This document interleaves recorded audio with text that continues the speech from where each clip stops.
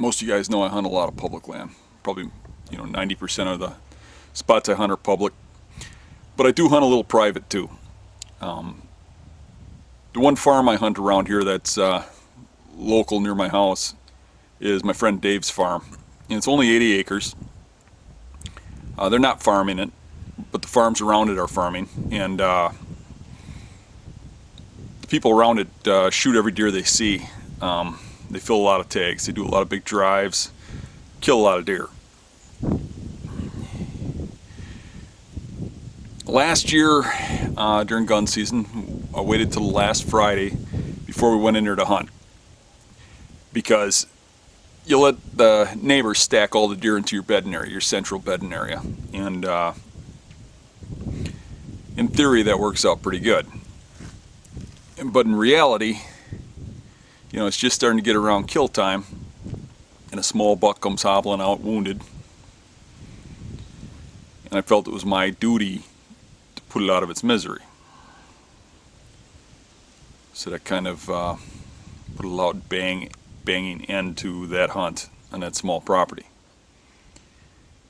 You guys might remember the video. It was called Mercy Killing. I put it on YouTube last year. Well, that particular stand we call the observation stand, where you can see the whole back of the farm. I haven't been back there since last year when that Mercy Killing happened. This year, on Tuesday, we went over to the farm. The wind and conditions were correct, so we thought we'd give it a shot. I was pretty hyped up. There's big tracks all over the place, and even when I'm doing the interview about where I'm hunting and stuff on video, you can hear the guns blazing in the background. They're doing big drives. Now, this is the first time I hunted that stand since the Mercy Killing of last year. What do you think happens?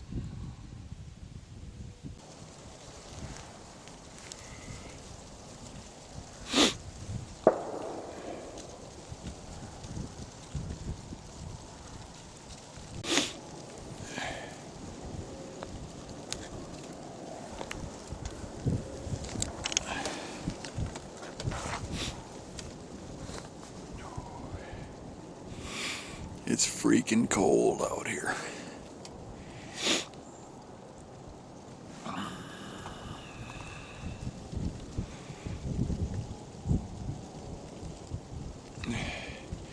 It's Tuesday, the 4th day of Wisconsin's gun deer season, and this is the first day we're hunting private land. We're hunting Dave's farm. Nobody's been in here. We've let the hunters in the outside push the deer in here. It seems to have paid off. I caught 2 really big buck tracks coming back here. So we're just going to sit tight and see what happens.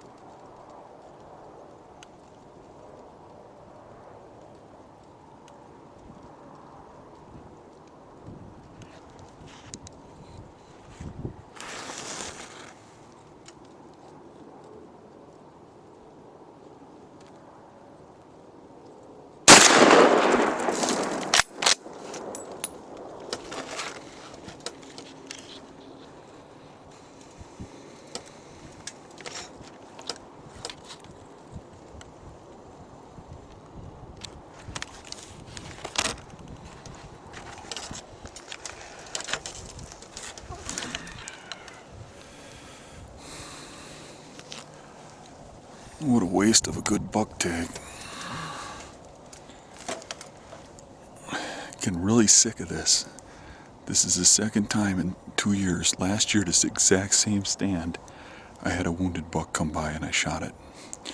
Now this year, again, a wounded buck comes through and I shoot it, and they're both baby bucks. How ridiculous.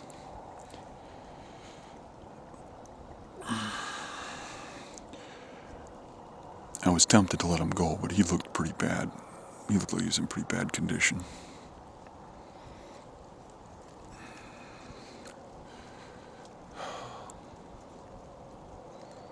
Now it is what it is.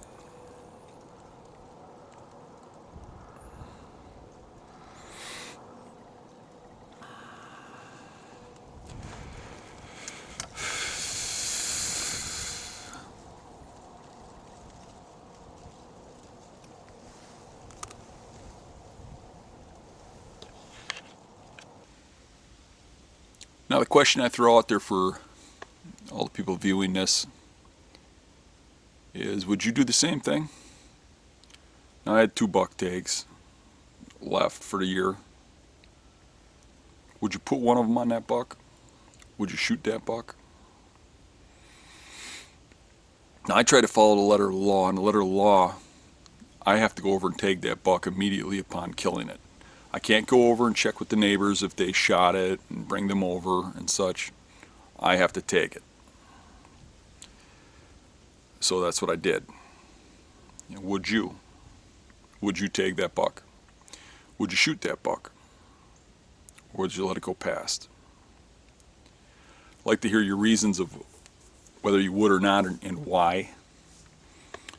And let's change the scenario up a little bit and say, let's say you're hunting in Iowa on a coveted non-resident tag that you spent $750 on. You booked a motel for a week that's going to cost you $1,000. And day one, that buck comes by with your 1 tag. Did your answer just change?